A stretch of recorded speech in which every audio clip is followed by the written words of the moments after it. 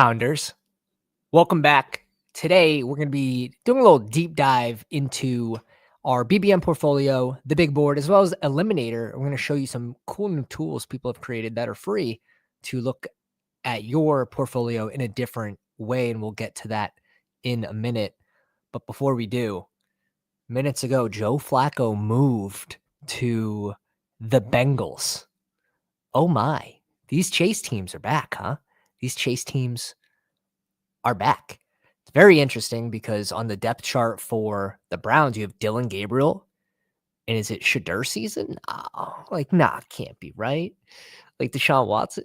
nah. I don't even think he's been active yet. It's very interesting. I'll have to see the trade summaries right here. Thank you, Shefty.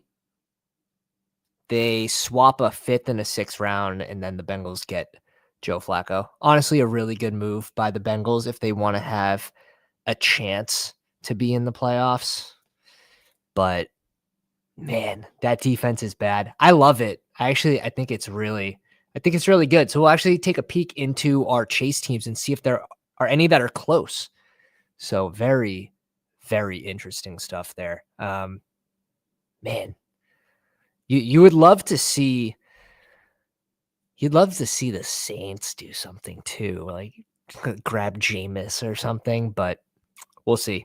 You never know. That's a team that's just tanking, and the fantasy community wants them to tank too, like trade Kamara before the deadlines. We'll see what happens. But let's take a quick peek into the big board stuff real quick as we get started. So far we're 3 for 3 on the 250s, which is sick. 2 out of 5 for the big board. The War Room, this was one of the more. I like the style, the structure of this contest. 4,500 entrants, very small, $25 entry, 4 entry max, 30 seat final, very small, 100K total, but 20% to first, 10% to second. I just loved the format of this. 2 out of 12, 2 out of 10, 2 out of 10. I would have ripped these all season long. Like if they had these open, we'd be pulling both of them. Oh, looks like we're advancing too. This must be no. Is it 2 out of 12? Why is it showing? Oh, okay. It's third place. It's showing okay. I'm used to the mobile. I'm used to looking at it on mobile. Third place. Okay, so we're in it at least. 52 out of 150 big boards is nice, and this might even be more impressive. What's that? 26 out of 50 little boards, which we did a lot of auto drafting off the ranks for the little board. So hashtag trust the ranks, looking really good so far this season. And our exposures are we're pretty balanced drafters. We're letting the room come to us. We're grabbing our stacks. It's not because we have 100% of this guy, or our exposures are pretty flat after the top 6-7 players. Here's the cash game, the Pounders cash game. Hashtag represent. We put a hurt down in the cash, but this is a great new way. And I have to link. Let me link this dude's Twitter, because this is a great new way to peek into your BBM 5 or 6, BBM 6 portfolios. And we'll showcase a little bit of this, and really breaks it down in a neat way. Top exposures, best picks, worst picks. With some of these, I kind of disagree with, like Charbonnet's here in worst pick. And it's just due to his low advance rate, which is that's an interesting one, because he's had a couple spike weeks. He went late. I think that's one that's just kind of random, that this one will come around. But we're advancing 26% of our Charbonnet teams. So this is really, really cool to dive into, and we'll do a little bit of this. You can also see how lucky or unlucky you are with injuries, which is another another fun thing to look at, to see, am I just unlucky? No, you just suck. No, you suck. It's none of the above. It's none of the above. Let me link this in the chat. I'll link the website as well as his Twitter. Recommend giving it a follow. Really cool for him to create this and give it out for free too. So that is the website, and let's link his Twitter as well. Slam that into the chat. We appreciate this stuff. This stuff's cool. This stuff's cool. All right, let's slide in. We're advancing 42 teams, which is ridiculous. Like, this has to come down. Like, it has to. Our 30% Rico paying off. I mean, this is just good process, right? Even if Chuba never got hurt and he never had this massive spike week, it was just good process, because if Chuba did get hurt, he is a bell cow. And that was the narrative that we went off of. And guess what? It hits. It hits in a big way. Yes, it hit when he's playing Miami. Like, the stars aligned, but still good process. Like, we deserved to get a spike week off of that good process, in my opinion. AD Mitchell, bro dropped the ball before the end zone. Now he's on the shit list. Like, also, in my opinion, decent process for someone that goes late, because he can have those spike weeks, those long touchdowns, and you just gotta, like, get across the goal line. Interesting. Diggs finally having a good week, and I'm curious because we've saw 4 weeks of ramping up his snaps. Let's pull out the football guys and check out the snaps for this week. I'm assuming it went way up. It did not. It really didn't. Holy smokes. It really didn't.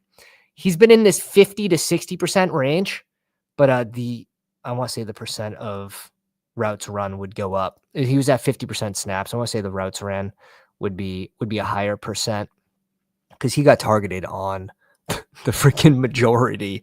He was the only one really out there. Really took over the game. Revenge game for Diggs.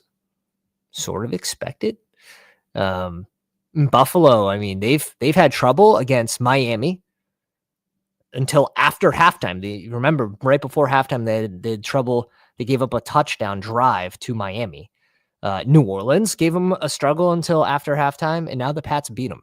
The Bills, Josh needs help. It's very clear. He's awesome. He can do it all. You can't win a Super Bowl just with the QB, though. He needs help, because they don't have the defense to get it done with just Josh. Mark Andrews, this is tricky. So we do get lucky with going a pretty heavy stance of Josh Allen over Lamar, and it's not like it's crazy. We still get to field on Lamar around 8%, but we ended up with 12 or 13% Josh Allen. Man, it's ugly in Baltimore, and this is a team that could be out of it. Could be out of the playoffs soon. It's ridiculous. I never would have thought that they'd be in this scenario. Obviously, 1-win team still. It's pretty crazy. NKC's 2-3 after beating Baltimore. It's very interesting. Ferg though. Where's my Fergies at? I know we got some Fergies in the chat. An absolute massive game. Of course, Lamb going down. His target share has gone way up. Pickens ends up getting in with a late touchdown as well. Waddle, our advance rate on Ferguson teams is 48%. On Waddle, it's 40%. And we took quite the stance on Waddle and went really low on Hill, like 4%. So not really low, but most of that, I want to say, came towards the end of the season when he was falling. But yeah, obviously an unlucky injury for Hill. And was he in a trade talks type player, just the way the team was trending. And, Tua's he hasn't even looked that bad, to be honest. It's just such a fragile team with injuries. It really is. But his advance rate is 21% right now. Jake Ferguson's advance rate is 33% basically across all users, all drafters. That's insane. Quinn Johnson, 30%. We went pretty heavy on QJ, 17.3%. That's paying out. And Bateman, not so good, 14% advance rate, but we're at 28. And there's some pretty bad picks in this range, which probably just keeps us afloat. No one's really smashing. Shaheed had a decent week, but we have a good amount of Shaheed too. That's like the Luther Burden range. That was who else is in that range? Christian Kirk. No one's really smashing for receivers in that range. Best picks, JT, obviously almost 15%. We're advancing almost 60% of those teams. QJ, Ferg, Henry, very heavy. Dowdle, obviously. Keenan Allen, our average pick on Keenan Allen's 172. Look at this. So some of our best picks are the players that go late. These are the players that, yes, if you fade them, it'll hurt more than if you overdraft them and they miss. So, I mean, you could use that for Tank Bigsby, I guess. In Tank Bigsby, we just took a stance of basically 0 on. Flowers, we'll just see who's starting at QB this week. Huntley is not the best for him. Diggs, I want to see back-to-back weeks, but Waddle, HN, and New England has an easy schedule coming up. Like, this is a team that could win 4 of his next 5 games. Waddle and HN. Looks like we're running the offense through these two, so we'll see. And then worst picks, T. Higgs. This is one that might come back up. Like, Joe Flacco might be able to revive a couple of these pieces of the offense. 14% neighbors. Oh, man, this looks so good. There were a few games, and still have 28% of these teams having neighbors. So obviously this is going to come down, which is rough. Evans, 20%. We'll see if we can advance a few Evans teams. James Conner, I'm glad that I don't have too many Conner teams left in here. Giddens, Charbonnet. This one's the only one that I'm like, This one just seems like raw variance, like based on what teams are advancing or not advancing. It's very strange that because he's had a couple usable weeks too. So I want to say this is raw variance, but this should go up. I don't expect to see Charbonnet on this list in the next 2 or 3 weeks. Build strategies. I love looking at this stuff because our 2.673 is smashing at 29%. The average advance rate of this is 16.4%, which means we did very good at picking out the balance of these 2 QBs. Same thing with the 2.682, much higher than the average advance rate. But our 3.573 at 47.6%. That's impressive. Those are the biggest sample sizes here. You also have the 3.672 at 25%. But very interesting. The 3.573 and the 2.583 performing the best across all drafters. For us, it's like whatever we touched was gold. So whoever was clicking on this thumbnail, hoping you were going to be able to hate, you were wrong. You were wrong. The Pounders are eating again this year, boys. And shout out to Alec again, taking down the Dog Bowl. Last week, it was the BR main slate. This week, it's the Dog Bowl. He's going to Kansas City, a BBO user, bestballoverlay.com, the biggest edge in best ball. Beautiful, beautiful stuff. Best fades. I mean, the Burrow thing's just lucky. We just pushed him a lot. Bowers, you knew my stance. I was just sprinkling him in. We end up with a safety blanket of 4.7%. Purdy, we just get lucky. Travis Hunter. Oh, wow. Pat fades rookies. I fade the right rookies. That's a cool thing. Our Judkins at 11 point something percent feels very good. T-Law is so bad. Let's just. Did he deserve to score on that play that he fell down? It felt like a Will Ferrell skit. Like that was bad. That was very bad. I'm advancing 0 of my T-Law teams. Yeah, and he had a pretty good fantasy day too. Spears, let's see if they ramp him up, but I don't really have a stance either way. I think I was playing this one through Tony Pollard, which our advance rate on Pollard is 28%. It's more than double field. Yeah, we went heavy on Pollard, so that makes sense.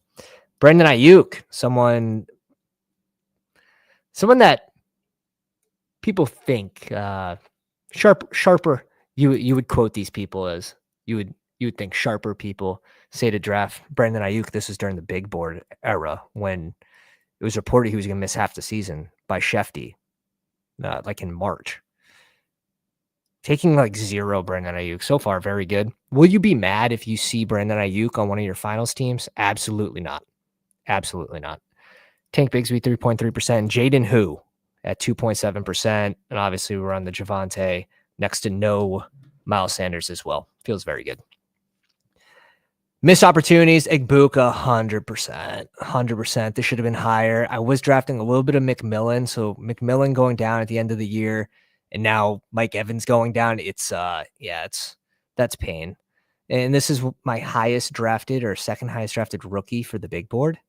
So little tough to not have at least 8% of them for BBM. Staffy, Sutton, Kincaid, ETN, Dobbs, Wandales. I drafted a ton of neighbors and I had a good amount of Slayton. I didn't expect the Wandale thing to happen. Bill looks pretty good. They got to get him more snaps, but we basically full faded Shakir and Devontae Adams, which makes sense with the Staffy take. Yeah, there's a lot unknown there, but very happy with 42 of the 150 so far. And let's take a peek at the injury dashboard, show you guys what this looks like. Very cool. Cool stuff here. Very cool stuff. I got a lot of injuries on these teams. I have only 22 clean entries of the 150, so we're not getting lucky with injuries. But jeez, I actually don't like seeing this at all. You're like, oh God, how much? 24% Tillman's a pain, but this one sucks. The Malik Neighbors hurts everyone. Right when Dart got into, it's just unfortunate for the team. It's just unfortunate. We can kind of sneak back over to bbmdb.app. We have a good amount of teams in the top 10K. We have 2 teams in the top 500, and this team is cooking. Goff, McCarthy, Staffy with JT, James Cook, Brian Robinson, Judkins, and Rico. Hit him with the Rico. Jefferson, Adams, Waddle, Debo, Cedric Tillman, QJ, Coker, and Ellick with Sam Laporta and Kincaid. Danger. What's up? Al Boogs in the house. TC, Whoham, Steve, Jeremy, J5704, copy paste, and TKel. What's up, boys? Happy to see you guys. Happy Tuesday. So far, so good through five weeks. It means next to nothing, but a lot of these teams are in it still.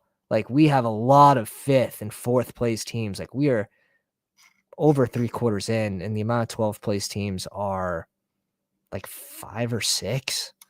So really happy so far. We've run good, but also we haven't avoided all of these injuries. That's not the best. So we'll see what happens. We expect it to come down. The Hampton thing, like Najee goes down, Hampton goes down.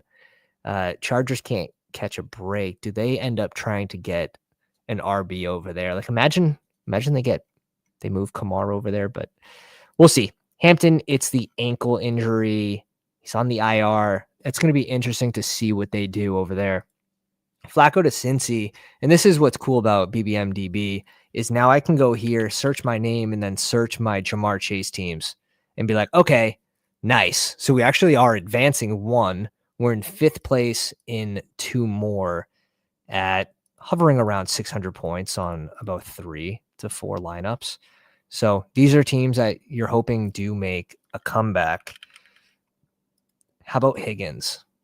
Okay, T. Higgs actually advancing 3. This is going to be a lower advance rate piece.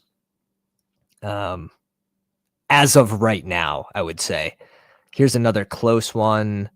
All these actually hovering 600, which should be in the fight. Depending on the room. I wonder if do we have any Joe? All right. We're getting crazy. Jamar Chase and Joe Flacco. No, okay. Okay. We sprinkled in a couple Joe Flacco shares, more so in the eliminator, which we don't really run too pure this week. We really don't. We put up some massive scores. And sure, we advance a 112. Like, we take that. That's a Drake London team as well. So that feels good to sneak London through. But losing a 161, losing a 151 in a game where I just need James Cook to get like 2.5 points. And same thing, this team would have. Was there another one that was going to advance on James Cook? Maybe not. I think this one was close, but he had Diggs go off. So just this one. Man, we end up putting a hurt down on Nez, putting 166 up. He had a great team as well. We shared Darnold, and Darnold ends up giving us the biggest score here. Obviously, Burrow out.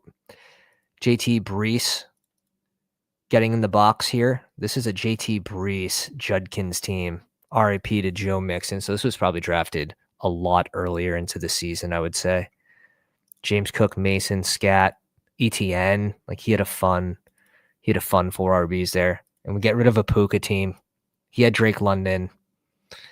Look at this. We had the same 2 tight ends, both sneaking into tight end 1 in the flex spot. Jake Ferguson and Theo Johnson. So no advantage there for either team. But our receivers just went dumb. And I hope these wide receivers continue to go dumb. Very happy, though. Like, some 140, 160, 150, 156, 150, 160. Like, we had really good week. This is 5 weeks in a row above advance rate. So can't complain. Started with 51 teams and we still have 5 left. That's, our teams are putting up points each week. So very happy with that so far. We've been sneaking into like the weekly winners. We only did 10 teams, but we've been close. We've been in it every week. This one we just missed by just like a point or so.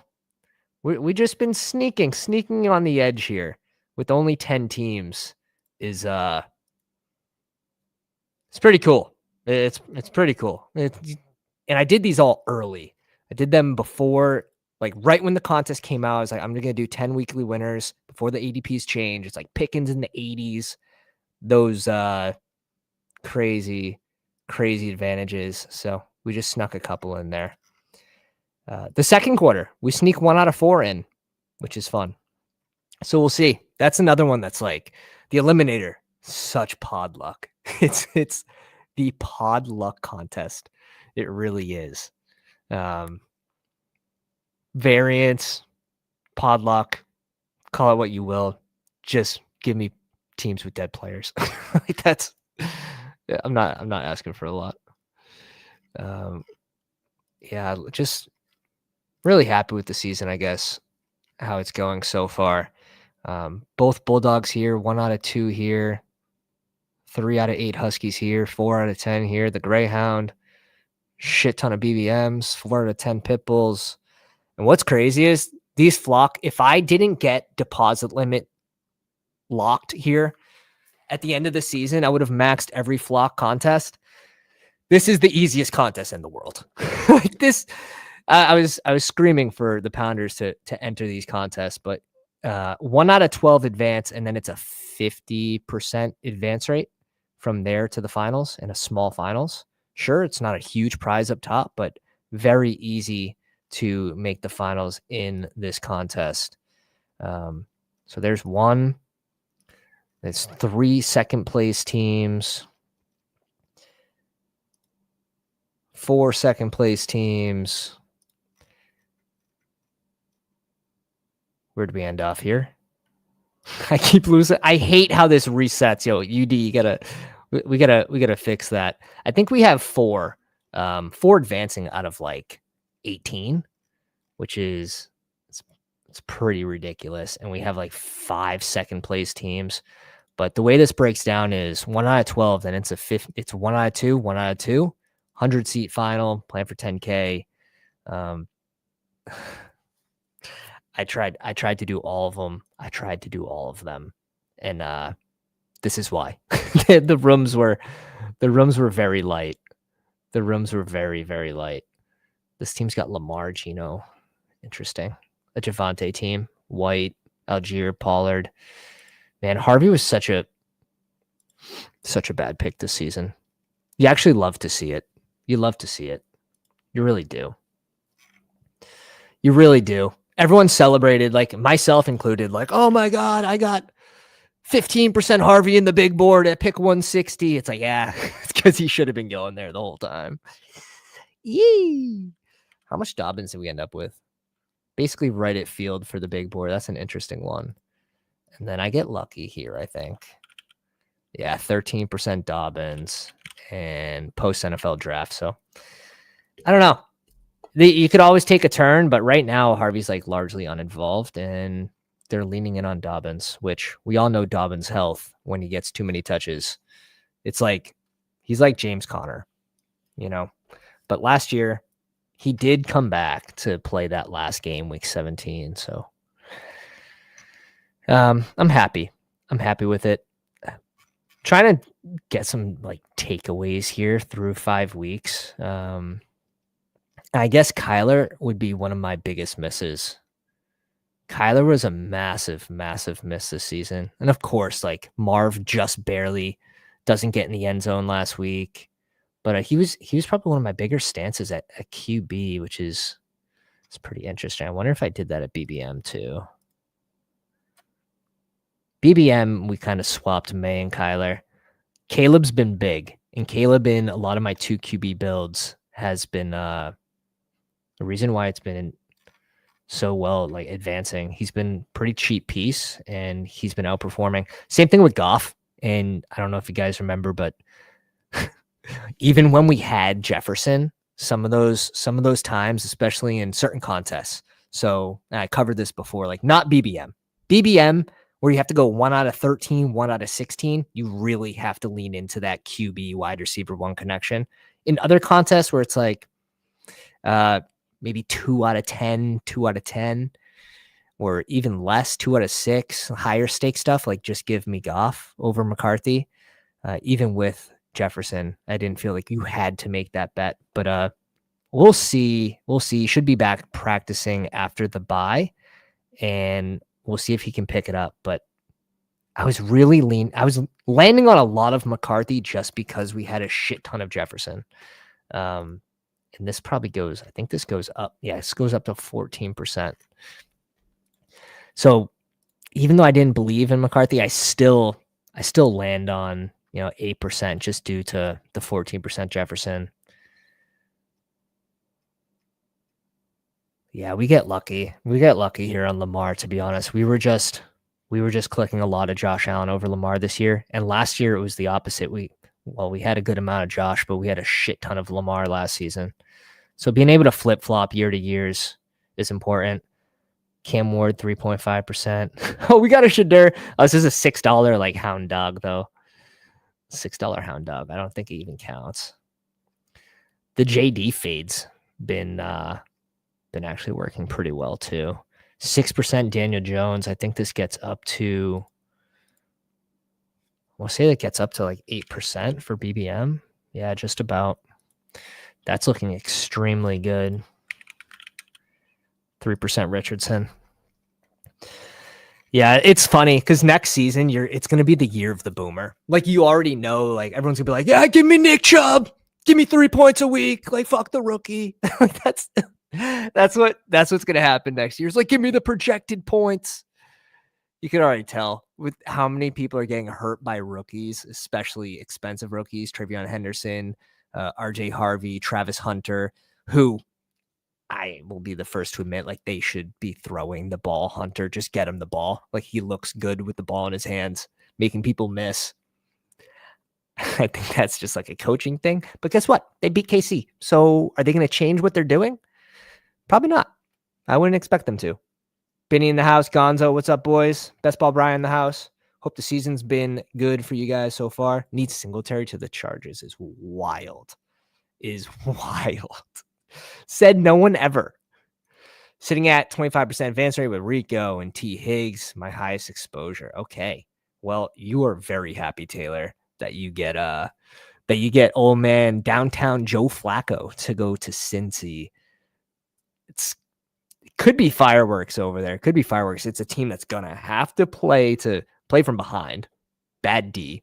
So Joe Flacco, serviceable, especially for Jamar Chase and T. Higgs, who both actually had a good week last week. So let's see them keep that up.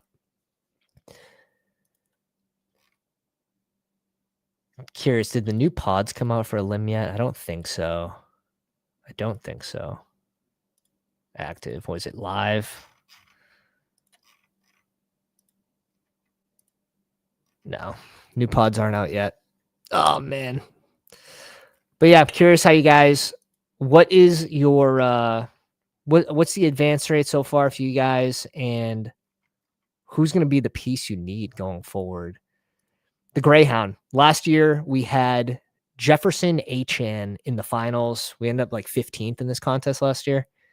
Achane put up like 3 points, and he was our RB2. We had to use that score. We ran it back. We actually get an Achane Jefferson share in this contest. So we're running it back, and this looks like it's on the way. Goff, Herbert, and Staffy is extremely strong. Achane, Jacobs, Demont, Algier, Keaton Mitchell, bro, get this guy active. Jefferson, J-Mo, Pickens, Debo, Mooney, Quentin Johnson, and Keenan Allen. This team's low-key gas. I mean, if the tight ends didn't absolutely blow, like this is the score of like one mediocre tight end, adding them all up. I would be blowing this room out of the water, but yeah, this receiver room's, especially for the price of Keenan Allen and QJ late, pick 193. We actually got him at pick 141. His ADP was 193. Stay sharp, boys. Stay sharp. Pick 189 for Keenan Allen. My God. If you could go back in time, and we were sitting at 20-something percent, 24, 25% Keenan Allen when we slowed down. And it was just such an obvious click. And we clicked it as much as we could, but there was definitely times where you could have clicked it more. It was such an obvious pick. It's funny, but there's variance, right? Like what are the chances that he flops in week 17? What if someone in that same range flop or goes off, right? There's shit like that, but you would still say, give me the better advance rate pick, get me more teams in the finals. If that's the route, that's the better chance of hitting the payout. But so far, so good. No chow chows though. Where my chow chow swag at? We're down 12 points here. Okay. Hey, shout out to Rodman. And I've seen the Pounders just absolutely smashing. Shout out to Chad Candles. He punched himself a dog bowl ticket, and CG. Man, all the sharps getting there this week is really cool to see. A lot of Pounders. And yeah, I love to see you boys make money, man. It's been a great season. We'll be back tomorrow night. We're going to be streaming with the man himself, the Dog Bowl winner, as well as the Battle Royale main slate winner from week 4. Is it? Yeah. So we'll be back Wednesday night at 8 p.m. for a BR as well as a Dog Bowl stream. So appreciate you guys, and I'll catch you guys on the next one. Remember, slap the like on the video. Check out bestballoverlay.com if you're playing in the BR streets, and we'll catch you tomorrow. Pounders.